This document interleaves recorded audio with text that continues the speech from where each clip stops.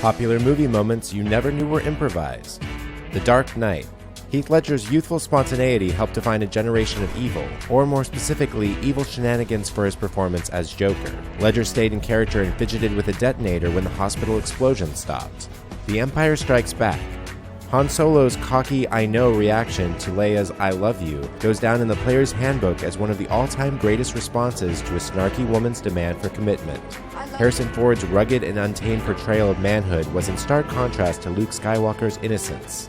The Godfather. Marlon Brando might well be considered the all-time great innovator when it comes to improvisational acting. Brando's idea, or was it Coppola's, no one seems to know, to show Don Vito Corleone gently stroking a cat while ordering mob violence was a paradox that helped establish Francis Ford Coppola's The Godfather as a classic. The Fugitive.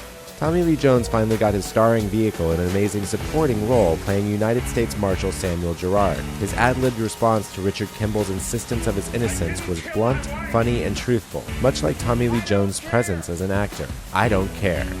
Annie Hall. Sometimes humor comes from the most unusual places. Woody Allen's brainy comedy Annie Hall wouldn't have been as charming or perhaps as celebrated as 1977's Best Picture, if not for the genuine sneeze during a Coke rush, which added an element of physical comedy to all the complaining. Dumb and Dumber.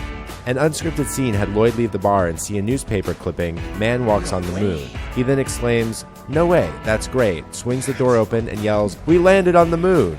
This showcases Jim Carrey's true comical genius. Zoolander. Derek Zoolander, played by Ben Stiller, asks J.P. Pruitt why male models are being used for high-profile assassinations with the words, "Why male models?" After getting a lengthy response, Ben Stiller forgets his lines and simply repeats, "Why male models?" Although unscripted, this scene reinforces the dumb model stereotype that drives the movie. When Harry Met Sally. The delicious restaurant scene may have been too good for a script.